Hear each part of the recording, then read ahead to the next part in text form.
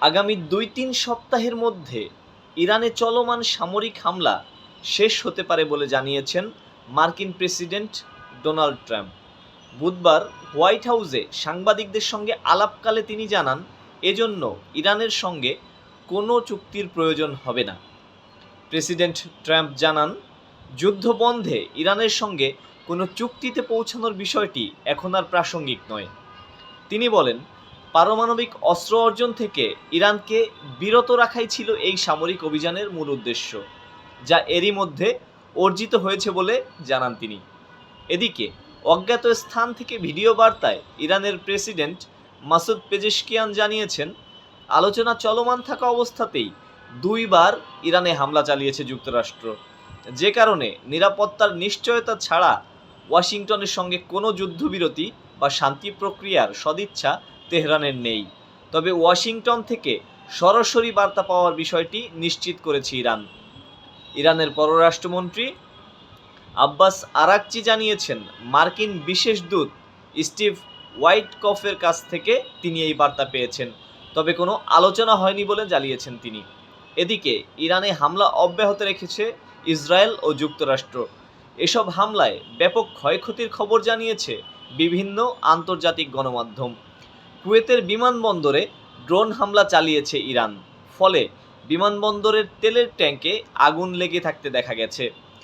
বরুজেন শহরের সেফিদাসত ইস্পাত কমপ্লেক্সেও হামলার ঘটনা ঘটেছে, তবে হতাহত ও ক্ষয়ক্ষতির পরিমাণ সম্পর্কে বিস্তারিত জানা যায়নি। পাশাপাশি বৈরুতেও হামলা অব্যাহত রেখেছে ইসরায়েল। এসব হামলায় অন্তত 10 জন বেসামরিক লোক নিহত হয়েছে বলে জানিয়েছে লেবাননের রাষ্ট্রীয় সংবাদ সংস্থা। এদিকে মধ্যপ্রাচ্যের বিভিন্ন অঞ্চলে থাকা যুক্তরাষ্ট্রের সামরিক ঘাঁটি লক্ষ্য করে হামলা অব্যাহত রেখেছে ইরাকি সশস্ত্র সংগঠন। ইরাকের ইসলামী রেজিস্ট্যান্স ইন ইরাক এক বিজ্ঞপ্তিতে জানিয়েছে, মার্কিন ঘাঁটিগুলো লক্ষ্য করে কয়েক ডজন ড্রোন ব্যবহার করে 23টি হামলা চালানো হয়। ইরানের ইসলামিক বিপ্লবী বাহিনী আইআরজিসি তাদের লক্ষ্যবস্তুতে পরিণত হতে পারে মধ্যপ্রাচ্যে থাকা এমন 18টি কোম্পানির কর্মরতদের 1 কিলোমিটার দূরে সরে যাওয়ার নির্দেশ জারি করেছে। আইআরজিসি আমেরিকান প্রযুক্তি কোম্পানিগুলোকে হত্যা পরিকল্পনা ও লক্ষ্যমাত্রা নির্ধারণের মূল উপাদান হিসেবে অভিযুক্ত করেছে। তালিকাভুক্ত কোম্পানির মধ্যে রয়েছে Microsoft, Apple, Google, Meta, Tesla ও এনভিডিয়া।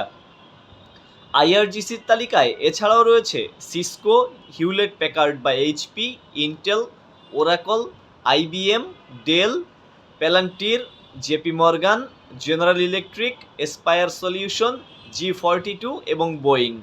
একটি বিবৃতিতে আইআরজিসি বলেছে, এই প্রতিষ্ঠানগুলোর কর্মীদের এবং এ সংস্থাগুলোর কাছাকাছি বসবাসকারী ব্যক্তিদের নিজের জীবন রক্ষার্থে অবিলম্বে পরামর্শ দেওয়া হচ্ছে সরে যাওয়ার।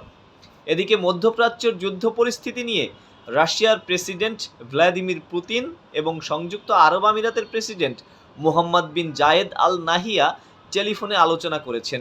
রাশিয়ার পররাষ্ট্র মন্ত্রণালয় এক বিবৃতিতে জানিয়েছেন, 2 নেতা মধ্যপ্রাচ্য সামরিক ও রাজনৈতিক অস্থিতিশীল পরিস্থিতি নিয়ে গভীর উদ্বেগ প্রকাশ করেছেন। বেসামরিক মানুষের হতাহত হওয়া ও অবকাঠামো ক্ষয়ক্ষতির বিষয়টি আলোচনায় গুরুত্ব পেয়েছে উল্লেখ করে 2 নেতা সংঘাত বন্ধের উপর জোর দিয়েছেন বলে বিবৃতিতে জানানো হয়।